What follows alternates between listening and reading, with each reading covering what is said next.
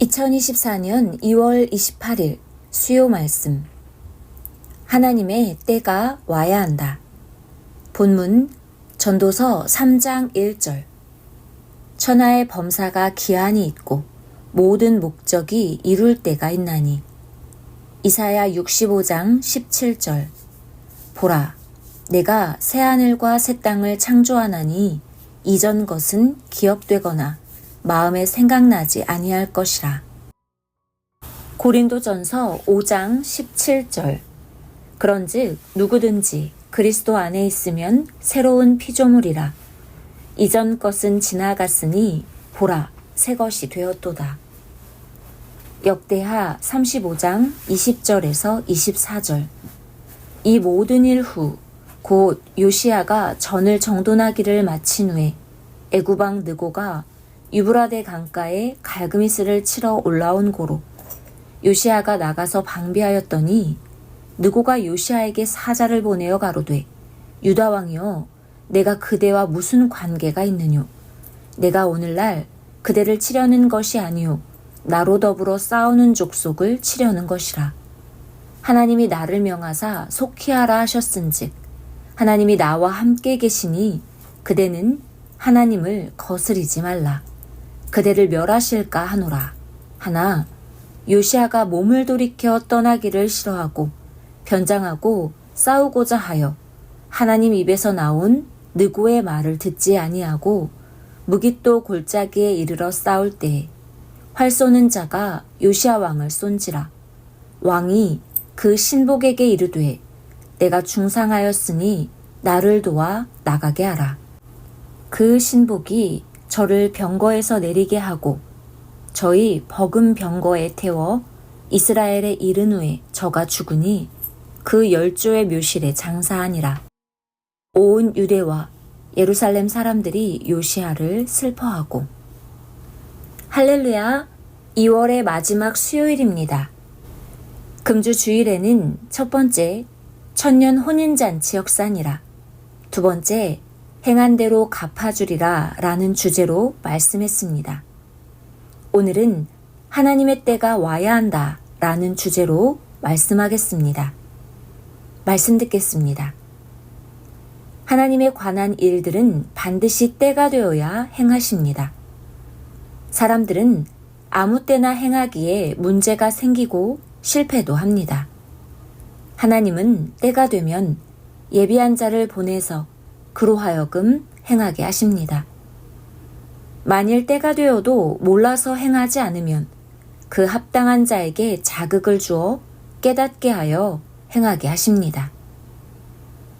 지난날 하나님이 성령과 성자와 어떻게 행하셨나 생각해 보기 바랍니다.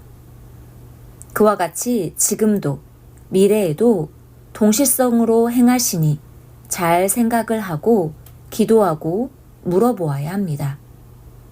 잘못하면 하나님과도 성령, 예수님, 사명자와도 무지 속에 상극하여 고통을 겪게 됩니다. 사람은 몰라서 실패합니다. 너무도 모르고 살아갑니다. 절대자 하나님, 성령, 성자와 예수님과 그가 보내서 따라가는 자에 대해 배워야 합니다. 모르면 상극하게 됩니다. 모르면 악평도 하고 불신하여 욕도 하고 불만도 합니다. 알면 순간 칭찬하고 기뻐합니다. 만물도 사람도 그러합니다. 새로운 때가 되어야 만물도 사람도 과거에 인식하고 대하던 것과는 다르게 인식, 사고, 생각이 바뀌어서 새롭게 바뀐 대로 눈을 떠 보게 되고 대하게 됩니다. 그러므로 새로운 새 시대가 와야 됩니다. 새로운 시대가 오면 똑같은 돌도 새롭게 보이고 사람도 같은 사람인데 새롭게 귀하게 보이고 귀하게 대하게 됩니다. 천대받던 돌과 나무도 동물들도 새로운 때가 오면 귀하게 보게 되고 보화로 대하게 됩니다. 사람도 자기 때가 오면 천대받던 자가 우러러보는 자가 되고 보아의 사람이 됩니다.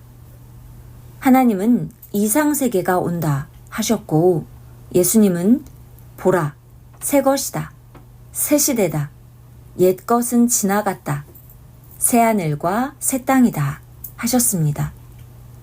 같은 하늘인데도 같은 땅인데도 새 하늘이다, 새 땅이다 하셨습니다. 어느 때는 새로운 지역으로 옮기시고 새 하늘과 새 땅이라고 하셨습니다. 하나님이 정한 새로운 때가 와야 만물도 사람도 하나님이 뜻을 두고 창조하신 그 뜻을 행하게 하십니다. 그 전에는 정말 알 수가 없고 인식과 사고가 자물쇠가 되어 굳세게 잠겨 있습니다. 뇌의 자물쇠입니다. 때가 되어야 하나님이 열쇠로 열어주십니다. 모르면 만물도 사람도 불평, 불만과 악평으로 대하고 모르면 걱정, 근심, 염려하고 탄식하며 심정 태웁니다. 모르면 하나님까지 무지 속의 상극으로 대하고 자기를 구하러 온 하나님이 보내신 구원자까지 원수로 대합니다. 모세도 그렇게 대하였고 예수님도 그 시대 기다리던 자들이 그렇게 대하였고 이 시대도 사회 세계나 종교 세계에 다 그러합니다. 모를 때는 평생 외면하고 살겠다 하던 것을 알면 자기 소유를 다 팔아 그것을 사서 좋아 잔치합니다. 월명동 자연성전 공사가 끝나고 소문이 나서 많은 자들이 구경을 왔습니다. 모두들 사람의 작품이라기보다 신의 걸작이라고 감탄하였습니다. 그 구상이 아름답고 신기하고 웅장하다며 감탄했습니다. 하루는 한국의 수석협회 회장들이 월명동에 돌이 많다는 소문을 듣고 구경하러 왔습니다. 월명동의 조경과 큰 바위를 모두 보고 이 큰 바위도 큰 수석이다 하고 말하는 자도 있고 어떤 자들은 어떻게 이같이 쌓았단 말인가, 쌓은 자가 누구냐, 웅장하고 신비하고 아름답다 하고 감탄하며 놀라움을 금치 못한다는 말을 남기기도 했습니다. 그런데 그 중에 몇 명은 수석이 없다, 아쉽다 했습니다. 산수경석이라도 한 점 있으면 다 갖췄네 할 것인데 수석이 한 점 없어 아쉽다 하고 돌아갔습니다. 이 말을 듣고 선생은 내가 여기를 수석공원으로 꾸민 것이 아닌데 자기 좋아하는 것 없다고 아쉽다고 하다니 하나님이 좋아하시는 것만 갖추면 되었지 하였습니다. 수석가들로부터 마음 상하는 말을 듣고 나서 며칠 후 선생은 월명동 성전 건축 예술가들 5, 6명에게 수석 이야기를 해주면서 수석가들이 수석 하나 없다고 아쉬워했다. 산수경석 하나만이라도 있으면 아쉬움이 없이 좋아하고 만족했을 텐데 우리 산에 가서 산수경석 하나 주워다 놓자 했습니다. 그런데 알고 보니 성령폭포 좌측에 화강석 기둥 위에 세운 물개바위가 물개 형상도 보이고 산수경석 형상도 보이는 바위였습니다. 걸작인데 높은 데 있어 수석가들이 못 본 것입니다. 또 하나님께 묻기를 월명동에 다 있다고 했는데 산수경석은 어디에 있습니까? 하니 하나님께서는 앞산과 동글의 산을 보아라. 산수경석 형상이다. 이는 산수경석이 아니라 대걸작이다. 너무 커서 보아도 보지를 못하는구나 하셨습니다. 말씀을 듣고 둘러보니 너무 웅장하고 신비하고 아름다운 산수경석 대걸작, 하나님이 창조하신 작품이었습니다. 선생은 성전 건축 예술가들에게 하나님 자연성전 궁에 산수경석 하나 주워다 놓자 했으니 그 청년들 5-6명을 데리고 떠났습니다. 선생이 기도하던 장소 다리꼴 응달로 주우러 가자. 옛날에 기도할 때 보던 돌들이 어른거린다 하고 떠났습니다. 수석가들이 산수경석 하나만 있어도 아쉬움이 없는데 월명동에 돌은 많아도 자기들이 좋아하는 작품은 한 점 없다고 해서 선생은 하나님의 전을 더욱 빛내려고 멋진 것 하나 주워오자 하고 갔습니다. 산수경석은 좌측봉이 높고 우측봉은 낮아야 됩니다. 잔디성전을 지나 모두 앞에 가게 하고 선생은 혼자 성령님을 생각하며 어느 곳에 가야 있을까? 그 넓은 산에서 오늘 주워올 수 있을까? 하며 걸어갔습니다. 낙타바위 옆에 길을 올라갈 때쯤 우측으로 고개가 돌아가 쳐다보니 바윗돌이 보였습니다. 영산홍 꽃나무를 심어놓은 바위였습니다. 저 돌 위에 선이 올라갔다 내려왔다 하는 모양이 산수경석 같다 하고 혼자 중얼거리며 돌에 올라가 보았습니다. 영산홍 꽃나무가 느티나무 같이 커서 가리고 있어 옆으로 제치고 보니 돌이 멋있었습니다. 이 바윗돌이 산수경석 같이 생겼다 하고 감탄했습니다. 성령님께 이것도 산수경석이 될 수 있지요 하니 아무런 답이 없었습니다. 말없이 성령은 나를 통해 은밀히 행하셨습니다. 아까부터 나를 감동시켜 산수경석을 주우러 오게 하신 것이었습니다. 나를 은밀하게 감동시켜 보게 하신 것이었습니다. 앞에 간 자들을 부르며 모두 오라고 해서 돌 옆에 영산홍을 캐냈습니다. 바윗돌 전체를 보니 정말 산수경석 대걸작이었습니다. 너무 높이가 낮아서 좌우 흙을 파내고 바위를 더 드러냈습니다. 4-5일 동안 공사하여서 잘 완성해 놓으니 길이가 12m, 높이도 1m 이상 되는 정말 대걸작 산수경석이었습니다. 잔디밭 쪽으로 10m쯤 떨어져 거기 누워서 그 돌을 보면 형상이 더 뚜렷하고 뒤쪽에 낙타바위까지 겹쳐보면 웅장도 하고 그야말로 비경이었습니다. 하나님이 때가 되어 성령으로 밝히시고 예수님도 결국 이때 작품을 밝힌 것이었습니다. 하나님은 때가 와야 숨긴 것들이 드러나게 하십니다. 이 바윗돌은 선생과 동네 사람들이 밟고 다니는 길바닥에 있었습니다. 선생은 지게를 지고 다닐 때 이 돌이 걸린다고 불만이 많았습니다. 밟으면 미끄러지고 지게다리가 돌에 걸려서 짐을 지고 넘어지기도 했습니다. 어느 때는 화가 나서 이놈의 돌, 쇠망치를 가져다 깨부수어버리면 속 시원하겠다 했으나 돌이 너무 커서 깰 수가 없었습니다.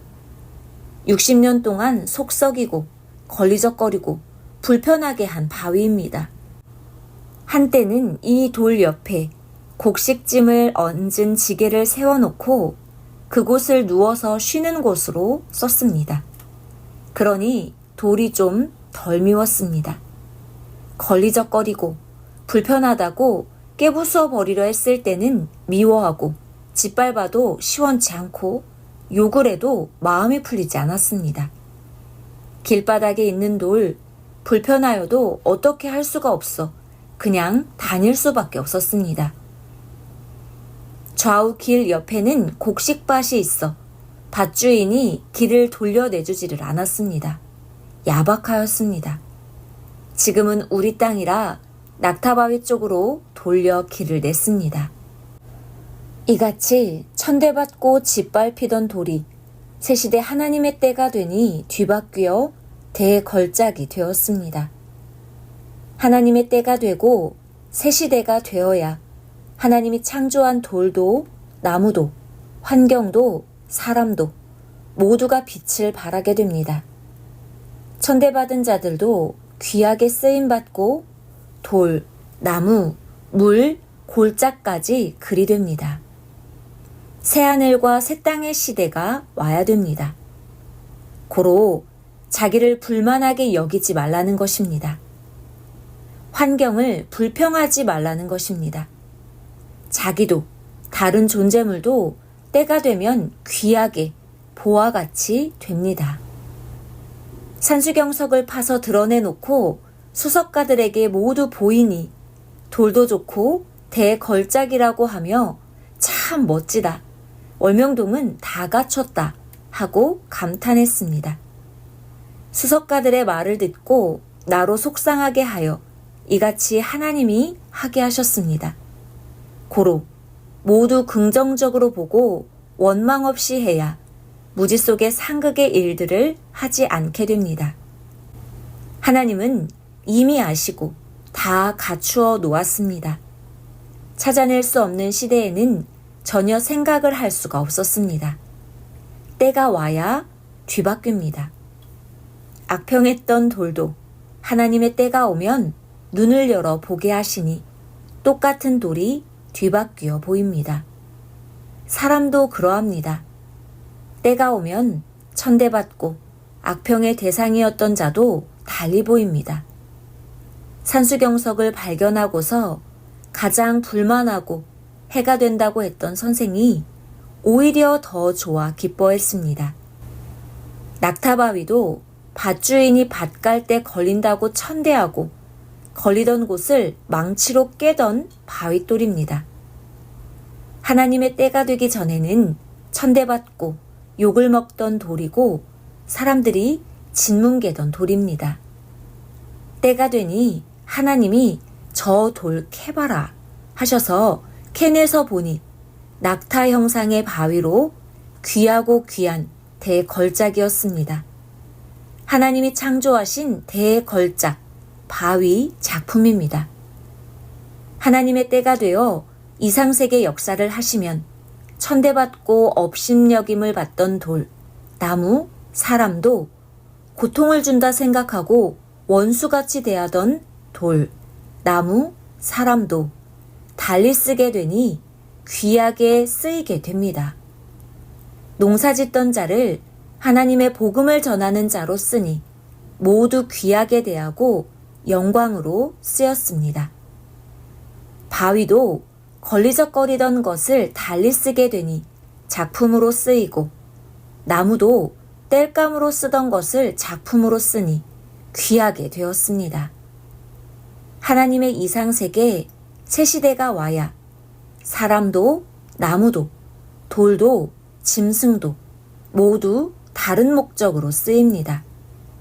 하나님의 뜻을 두고 창조 목적을 위해 쓰이니 가치 있고 귀하게 쓰이는 것입니다. 고로 하나님의 시대, 때가 와야 합니다. 하나님의 때가 오기 전에는 월명동 앞산도 너무 가깝다고 답답하다고 없애려고 갖은 생각을 하며 싫어했습니다. 늘 없앨 수 있으면 없애려 하고 탄식했습니다. 그러다 하나님의 때가 되고 최고 핵심지로 뒤바뀌어 앞산에 야심작을 만들었습니다. 모르면 지옥 고통, 알면 천국입니다. 개발 전에는 월명동 골짜기에 살게 되었다고 그렇게도 울며 탄식했습니다. 이 골짜기에서 나가야 내 삶이 천국 된다고 했습니다. 그러나 결국 하나님의 때가 되니 제일 좋아 개발했습니다. 그리하여 하나님의 자연성전, 하나님의 궁에서 살게 됐습니다.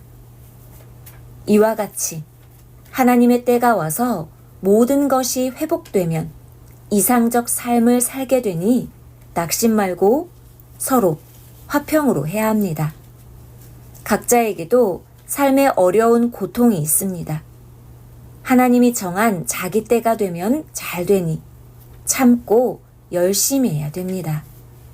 고로 이 같은 말씀을 하나님, 성령, 예수님이 해주셨습니다.